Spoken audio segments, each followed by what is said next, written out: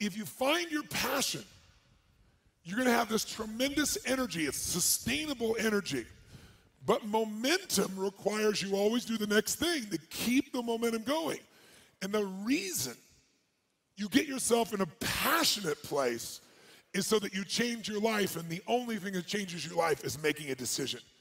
So while you're in this passionate state, that's where you make decisions.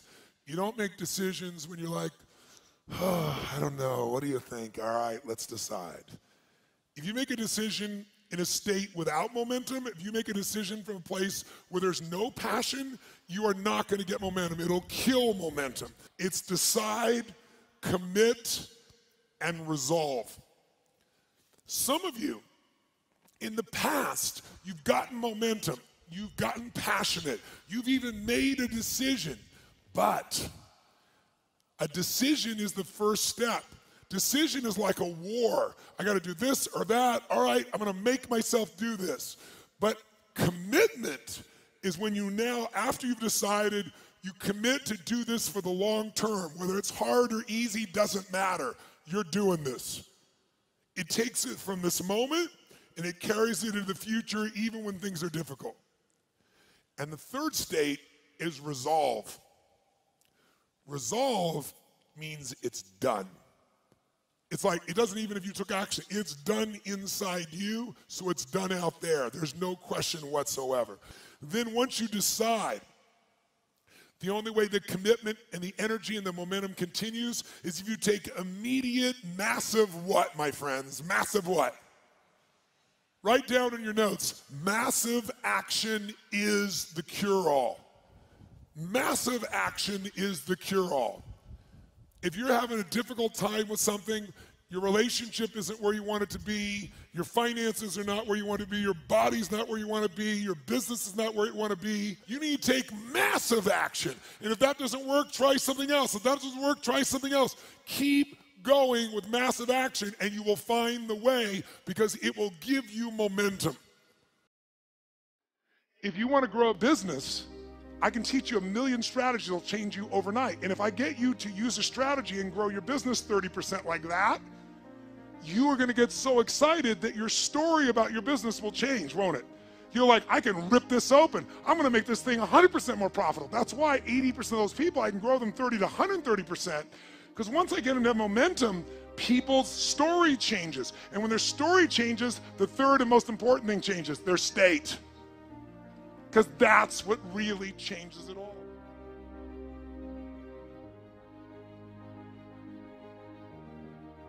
The ultimate question I'm always asking is, how do I help people to break through? The question is, what are you breaking through to? In essence, all of us at some level to feel alive have to always feel like we're growing. When people ask me, what does it take to be happy? I always tell them one word, progress. Progress equals happiness. Even if you're not where you want to be yet, if you're on the road, if you're improving, if you're making progress, you're going to love it. You're going to feel alive. On the other hand, it doesn't matter how successful you are. If you stop growing, you start dying inside. Now, how does this relate to this session on breakthrough? Well, I'll say it's really simple. If you and I want to know what it takes to be happy, we have to understand what is our current blueprint of how our life's supposed to be. Now, what do I mean by blueprint? Well, we have a story in our head of how life's supposed to be. Some people's story is you work hard in school, you become really great, you're a nice person, you're a good person, and then you grow up and you take care of yourself and you find the ideal man and you fall in love and you have a white picket fence and you have 3 perfect children and you live happily ever after. Somebody else's story, the old story was you work really hard in school, you excel in college, you go to work for a big corporation, and you move up through the ranks until you're the president or chairman of the company and you become successful and respected throughout life. These are some old stories. Obviously, the stories that we hear today of what people's lives are supposed to be like are completely diverse. We no longer have these little archetypes, but one archetype still seems to remain. And that archetype is, in order for you to really feel like you're enough, many people believe they have to achieve an enormous amount. They may do it in different ways today. They may do it by building a company and taking it public when they're 27 or 25 years old, or they find and create a new technology, or they become a very special doctor. But we live in a culture in the West that teaches people that you're not enough unless you do something really special and unique, and we define special and unique in interesting ways. A school teacher is not special and unique. A mother who stays home with her children day and night, sculpting their minds, their bodies, their souls, and their future is not special. We live in a world today where we treat teachers like they're nobody and pay them accordingly, and we wonder why our children seem to have challenges in learning and growing or being engaged in school. When we spend thousands of dollars on some item like a computer, but what we look at overall, we invest in for the teacher and for that person who's the personal connection with them is so small. We live in a society where many women look down and say, well, you're just a housewife, you're just a mother.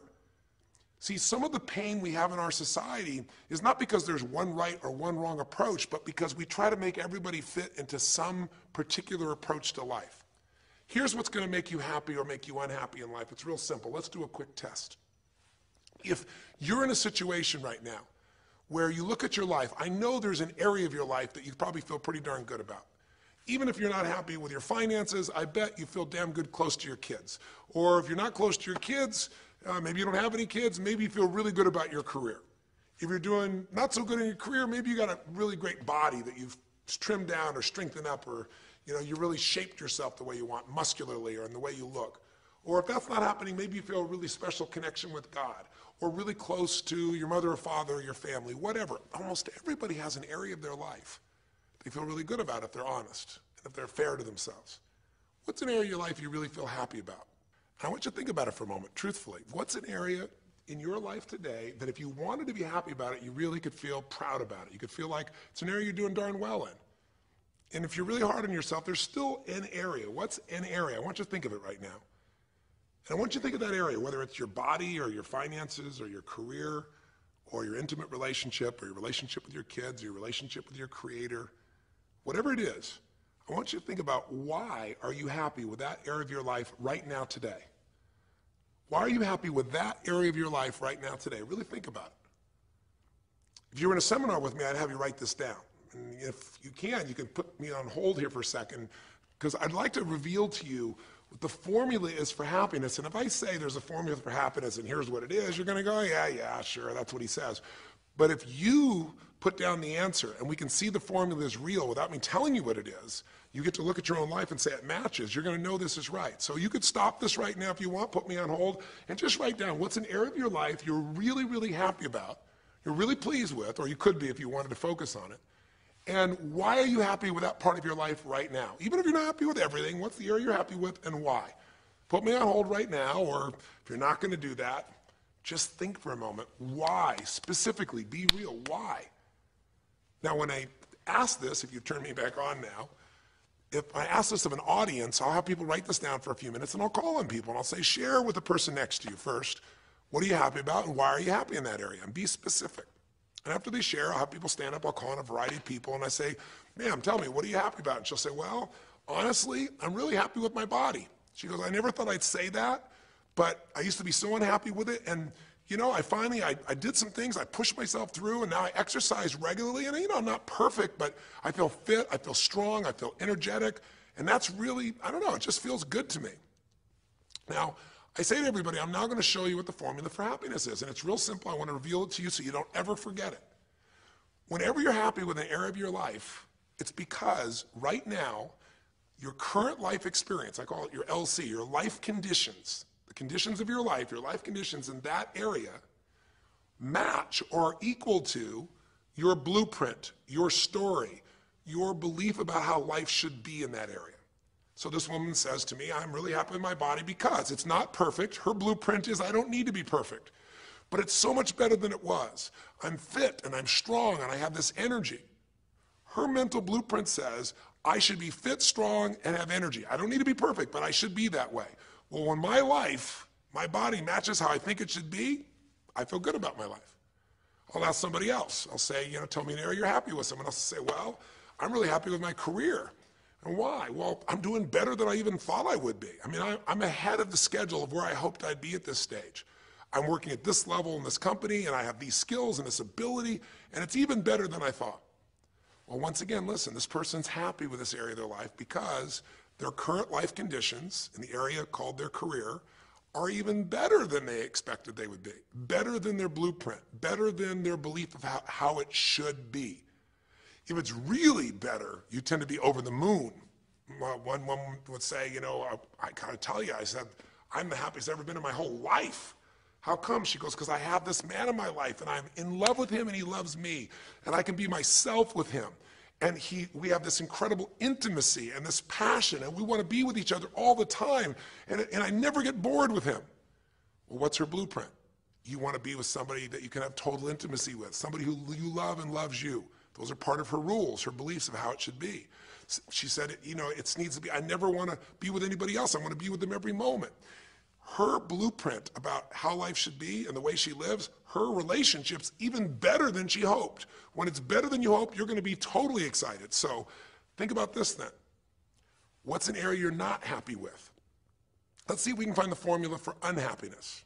If the formula for happiness is to be able to meet your expectations or exceed them, that really makes you excited, but to be happy, you gotta at least meet it. It doesn't have to be perfect, but if you generally are meeting what you expect you want from your life in that area, you feel good. Life conditions match blueprint, feel good. So what makes you feel bad? What creates pain, stress, frustration? Real easy way to figure it out. Answer this question. What's an area of your life you're not happy with? I mean, be honest with yourself. And even if your life is great in all kinds of ways, I'm sure there's an area you'd like to improve. Anybody who's honest, if they're doing great in their career, very often they don't take care of their body so much. If they're really focused on their body, you know, very often they find themselves in a position where they're not spending enough time with their kids.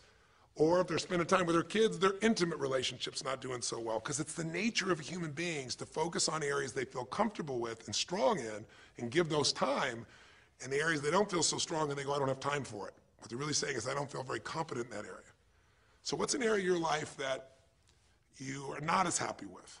I mean, it's healthy, honestly, to look at areas and say, I don't like it, I want more. This whole concept of a breakthrough is about how do I close the gap between where I am right now and where I want to be. That's what we're here to do. It's like, here's where I want to be, here's where I am. It's healthy to see there's a gap. That makes me have this hunger, this drive to grow, to feel alive, to expand as a human being. So is it your body? Is it your finances?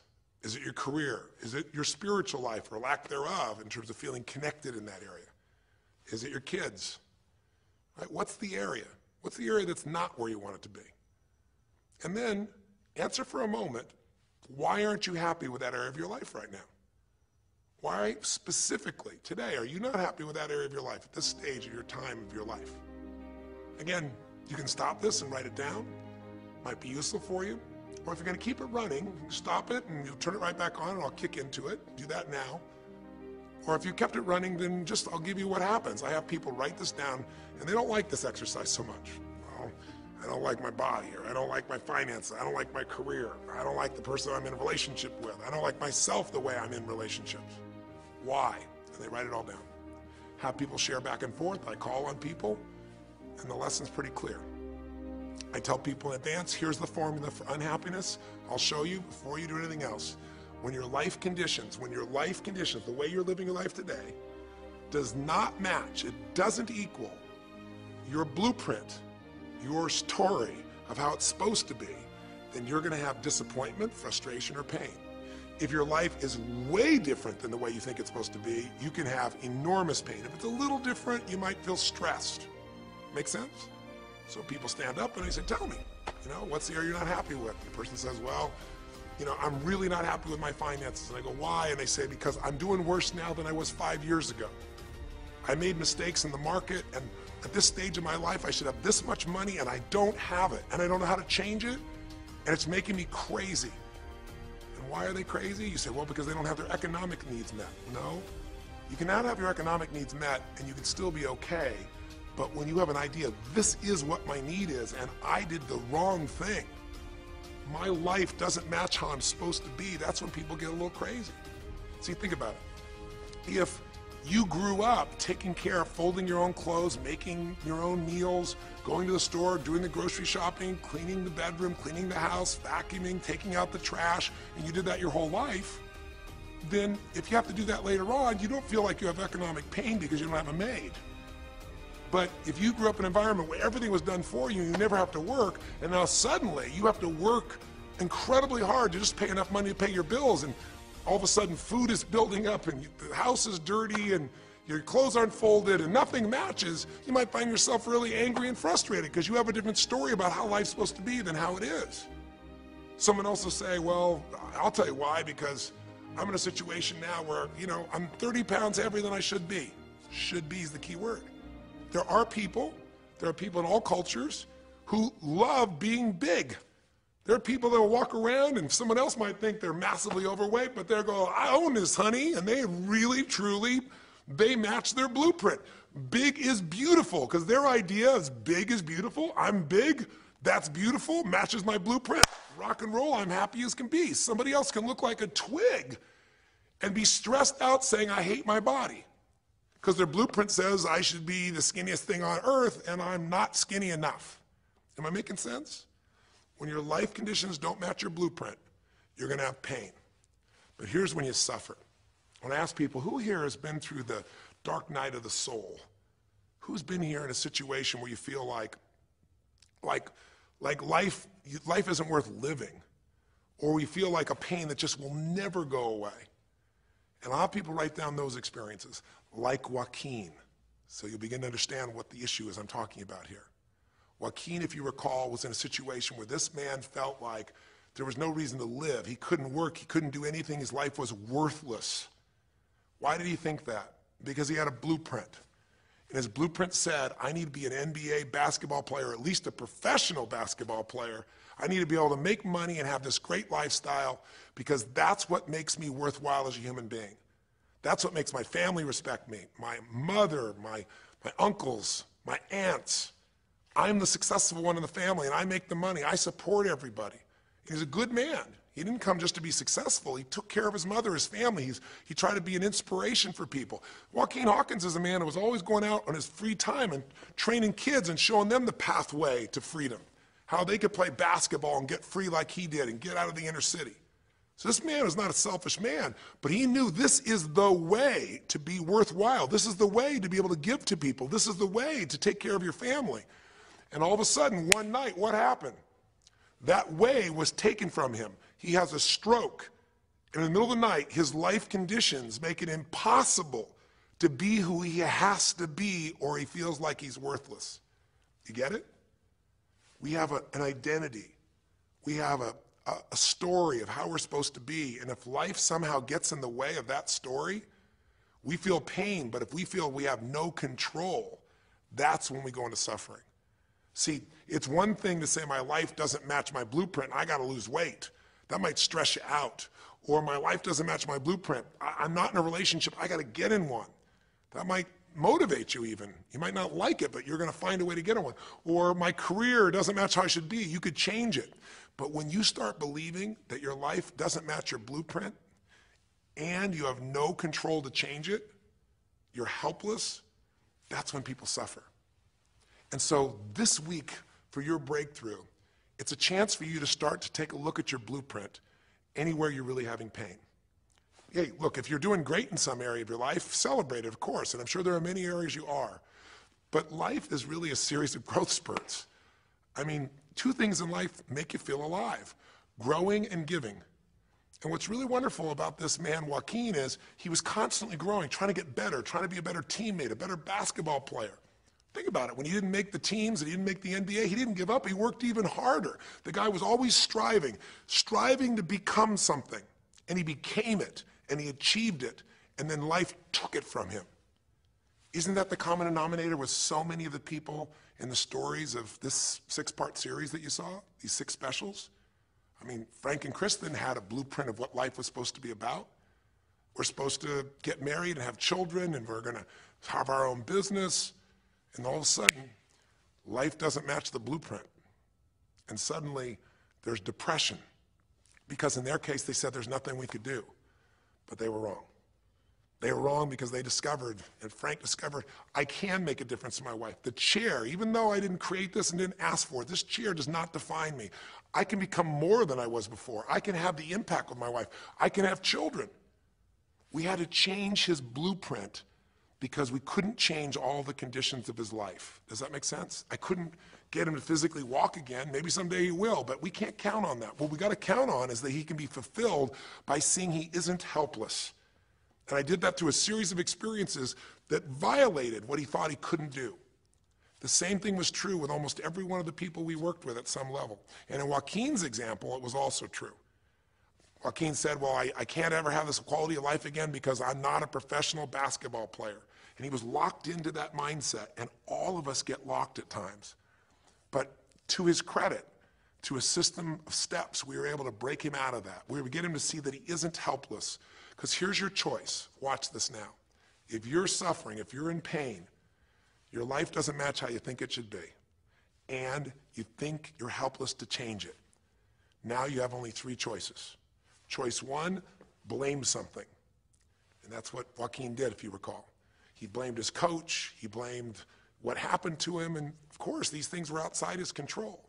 But he blamed his coach. And a big part of the healing, if you watch this session, was bringing his coach in and getting him to see, hey, you know what, all that anger, all that resentment inside of you, Joaquin, A, it's not based on the truth, and B, like Nelson Mandela said, having resentment in your soul is like drinking poison and hoping that your enemy will die. It doesn't work that way. And when Joaquin was able to break out, his breakthrough was a change in perception, to realize this coach wasn't stopping me. I just felt like I lost everything, and so I don't know how to change it, so I'm looking for something to be mad about, someone to blame, so I don't have to blame myself, or I don't have to feel so helpless. Because when you're angry, you don't feel so helpless. You feel strong for the moment, even though it's a fake strength. When he was able to make that breakthrough, he could stop blaming. Because these are your three choices. When life doesn't match how you think it should be, blame something. An event, someone else, or yourself. As we talked about earlier in the series, blame games just destroy you. There's no progress when you blame. For the moment, you feel okay, but nothing changes. What are your real choices? You only have two choices in life. If life doesn't match your blueprint, you either have to change your life. That is, you got to say, you know what, my body isn't there, I'm going to go work out. My relationship isn't there, I'm going to change it. I'm not making what I got to make, I'm going to retool. I'm going to get a new skill. I'm going to go back to school. I'm going to start a business. I'm going to do something. You have to do something to change your life. Or, in order for you to be happy, if you can't change your life, you're going to have to change your blueprint. Usually in life, it requires a little bit of each. Does that make sense? And if you change your life and change your blueprint, you can have an extraordinary life. And what you witnessed this man do was, once he let go of his anger and his denial, once he started to look at things, he began to find, by spending time with his family, that he was worthwhile being loved whether he played basketball or not. Of course, professional basketball was no longer a part of it. And we got to get Joaquin to shift that. And Joaquin is a metaphor for all of us. Because all of us are going to have times in our life when what we want or think life should be like isn't going to match how life really is. Those moments, if we blame, our life goes into pain. If we change, we can change our life and match our blueprint. But we have to also know when it's not within our control. And that's how we're able to make a shift and change what our story is for our life, what our expectations are, not by lowering them, but by changing what that model really is. I hope this makes sense to you. I'll give you a great example. Years ago, I do a lot of work with business people, celebrities, people of all kinds of walks of life. And I was dealing with a group of people, and they knew a very, very powerful celebrity. And to give that person privacy, I won't tell you too many details, so you can't figure out exactly who it is, but it would be a person who was very successful as a woman, who was extremely attractive by cultural standards, a woman who's had a lot of dear friends, a lot of deep respect. So great skill, great ability, extremely talented, quite attractive, quite wealthy in financial terms, and lots of great friends. This would be, for most people's idea, the ultimate blueprint. If your life matches that description, you must have an incredible life. But ironically, this particular individual, as famous as they were, was depressed all the time. They had seemingly everything, and yet the person was depressed. How do you get depressed when you're smart, and you're strong, and you're beautiful, and you got great friends, and you're rich, and you're famous? Well, it's real simple. People said, I don't know what it is. Everyone's tried to help her. She's been through counseling. She's got all these different drugs. Nothing's working. She's taking antidepressants, and she's still depressed, which is not uncommon, by the way. Because if you change the way you feel physically, but you still see your life doesn't match how you think it should be at some level, and you feel like you're helpless to change it, you're going to be depressed. So I said, bring her to me. I said, I can help her. I know that sounds like hyperbole, but I absolutely can help her. Well, how do you know that, Tony? Because I already know what the problem is. I know if someone's depressed, it's because they feel helpless because their life doesn't match how they think it should be. I just don't know what her blueprint is, but we'll find out what it is, and we'll either help her change her life, or we'll help her change her blueprint, or both. Long story short, and very quickly, I'll tell you the core of it. She came to me and she spent maybe the first half an hour telling me, apologizing, saying, I know I should be happier. I know it's silly for me to be depressed. I don't know why I'm so depressed. I know I should be grateful for what I have, and I am grateful. And it was all these reasons why she knows she should feel good, but still didn't. And I tried to finally explain to her, listen, I don't care about that. I care about you. The fact that you're not happy has nothing to do with what you have or don't have. The fact that you're not happy is that your life doesn't match the way you think it should be. And you have some idea of how you think it should be. And worse, if you're this depressed after all this time, you feel like you can't do anything. You have no power to change it. You feel helpless. And she looked at me in a certain way, and I said, so what is that? What did you want your life to be like? She goes, well, it sounds stupid. I said, it's not gonna sound stupid to me. She said, well, I don't know. I just always, since I was a little girl, dreamed that I would be married, and I would have 3 basically perfect children, and they would love me totally, and I loved my husband, he loved me, and I said, okay, so how's that working for you so far? And she said, well, I think you know, she's a pretty famous person. She said, I'm divorced twice, I have no children, and I'm now X age. And to give you a clue, that age would be an age where having a child, your own natural child at least, barring a medical miracle, is not going to happen. So I said to her, well, why don't you just adopt? She goes, no, that's not it. And so what I had to dig under is, remember we talked in one of the earlier sessions about there's the surface problem and then there's the deeper desire or need. So I said to her, I said, well, what if you couldn't have the husband but you could have the kids? And she smiled and she said, I'd take that. I said, well, why not adopted kids? She goes, no, it has to be my own blood children. So I kept digging to find out what was behind her blueprint. Because your blueprint is just a projection of what you think you need to be happy. But as human beings, we're notoriously ineffective at knowing it's going to make us happy. So much that we think we're going to make us happy, we get there and we go, is this all there is? So many things that we think are going to make us miserable and we can never deal with, we go through it and we can handle it. We're not good at projecting these things. All kinds of studies will show this. So I said to her, well, what are you hoping to get from these 3 children? Why do they have to be your blood children? And she finally said, well, if they're my blood children, I know they'll always love me. They'll never leave me. What was she looking for? Unconditional love. She had this big blueprint that said, White House, picket fence, 3 children, perfect husband, all these different things. But what was behind that was a need to feel like she could have love that would be certain and wouldn't go away. So I can help her meet that need.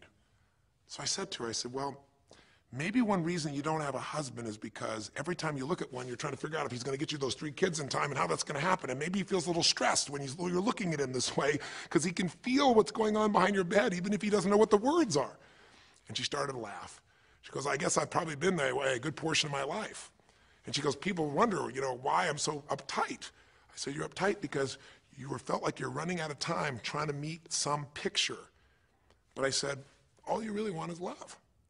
I said, don't you have a lot of love in your life? Tell me about your friends. And gradually, I got her to start seeing this love that she was trying to get was already here. It didn't match the picture. Maybe we could paint a new picture of what life could really be like and make sure that picture met her deepest needs. That's basically what we did with Joaquin. Joaquin wanted to be a professional basketball player because he loved basketball, yes, but also because he wanted to be that man who was a leader. He wanted to be the man who was the good man. He wanted to be the one who brought energy to people. He wanted to be the man people would look up to. He wanted to be the man who could take care of his family in style, all of his family, not just his daughters and his wife, but other people as well. Underneath it all, he wanted to know that he mattered. And through the process that you saw in this show, he began to find out that he didn't need to be angry at the world, that yes, his blueprint was taken from him, but his soul and his ability to be a special human being that could touch other people was not taken from him. That maybe his real gift was his ability to inspire young kids, his ability to get himself to do whatever it took. How did he become a professional basketball player? Unbelievable discipline, unbelievable drive. He started bringing that to picking up trash, and the game started to change. He started to have fun there. He could come home and take care of his kids and pay his bills. That doesn't solve everything, but it gives him a way to suddenly regain himself. When he sat around with all of his family, and you saw part of those scenes, and if you watch little areas of browsing this week, you'll see some more scenes from his family where you see him beginning to realize they love me whether I'm rich or poor. They love me whether I'm a professional basketball player or not. They love me.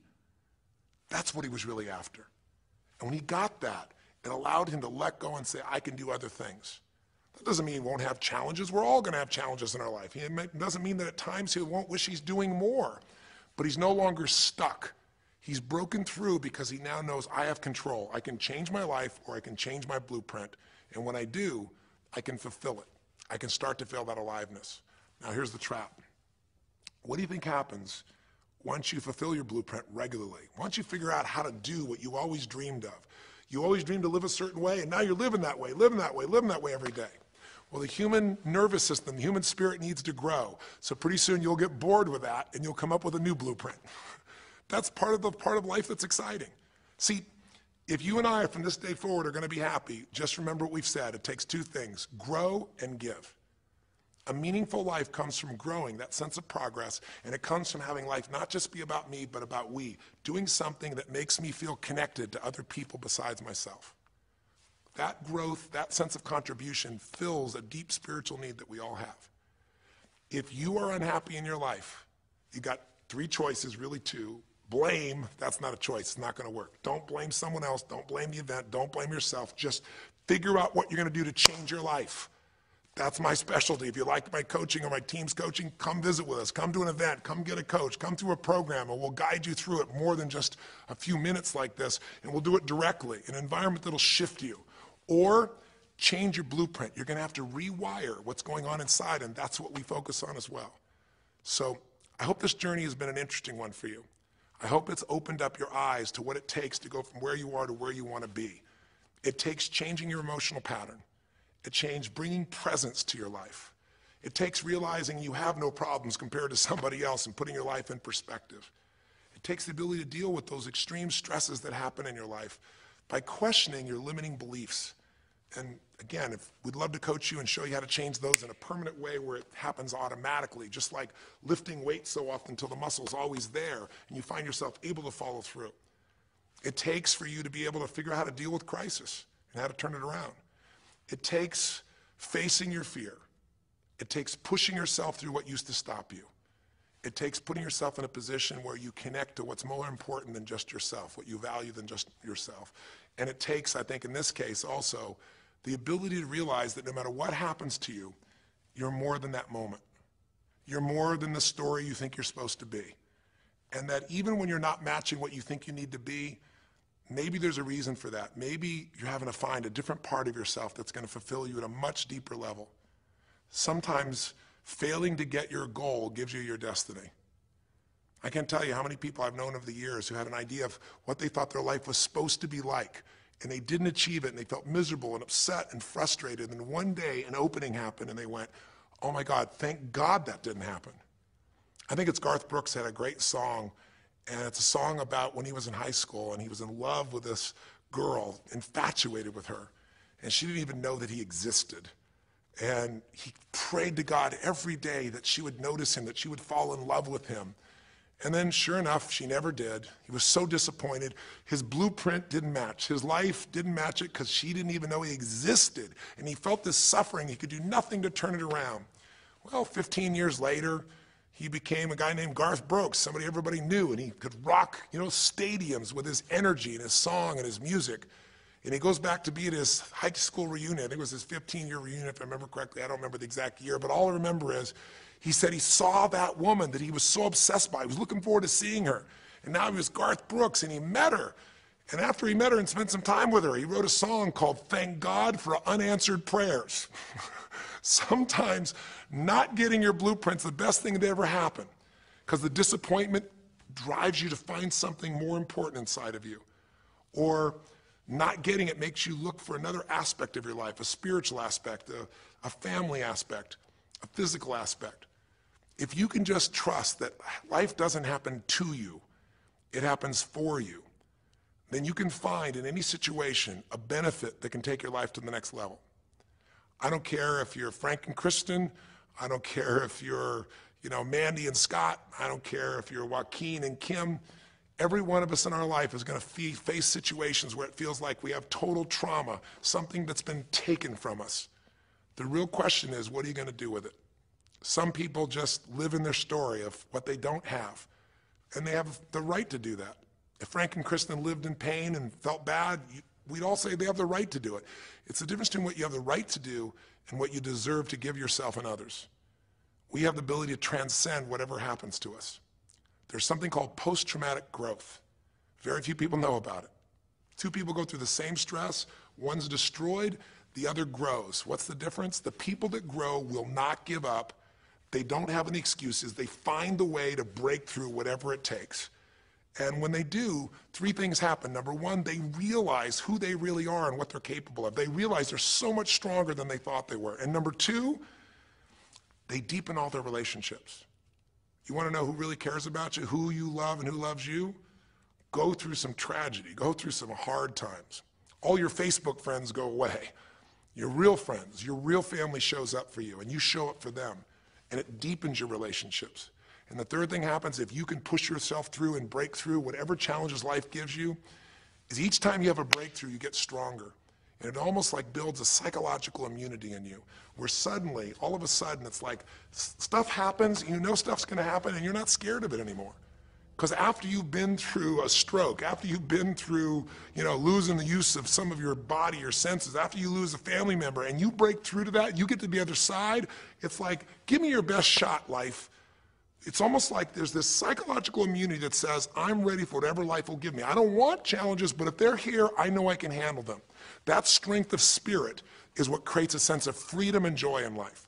And that strength of spirit basically comes from living a life where you are constantly and never-ending flinging away to improve yourself and to help others. That's my mission, and if we can serve you again in the future, I hope you'll check us out. There's 3 ways you can continue to participate with us. You can come to an event. Come have an experience with us live at a weekend at our Unleash the Power Within or our Date with Destinies. I think you'll find it's very different than just sitting here talking to you quietly, sitting in front of your computer screen. It's a rock and roll environment. It's like going to the ballpark and having one person sitting there talking to you versus being in the ballpark or the rock and roll concert, with 50,000. There's an energy and a power that comes from it. Second is there's immersion.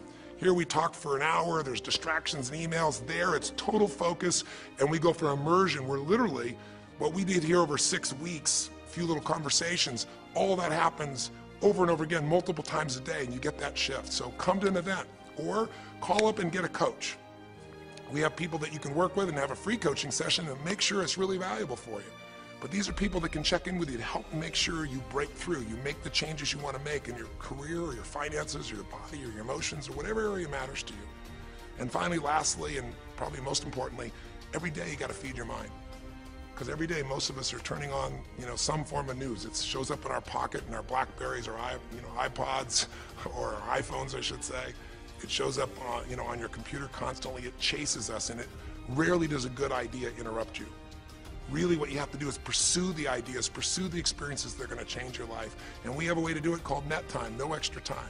A way where you can keep feeding your mind the stuff that really matters with some products or services. So if you're interested in any of those things, be sure to click on your interest of an event or interest in having a free coaching session, or maybe try one of our audio programs, because the other challenge here is with video, you got to sit here potentially and watch me, but with audio, you can do it while you're working out, you can do it while you're cleaning the house, you can do it while you're driving in the car, while you're getting to work. We'd love to continue serving you in any way we can. I know I've gone long in this session, but I really want you to think about, how can I give my life the way I want it to be? The way I do it is, I figure out what my blueprint is and I update it for what life is. I change my life, match my blueprint, and suddenly my life feels full and alive. Thank you for the time that we spent together here. I've really enjoyed our time, and I hope that this breakthrough series reminds you to never settle for less than you can be. Never settle for less than you can give or you can share. Live strong, live with passion, and God bless.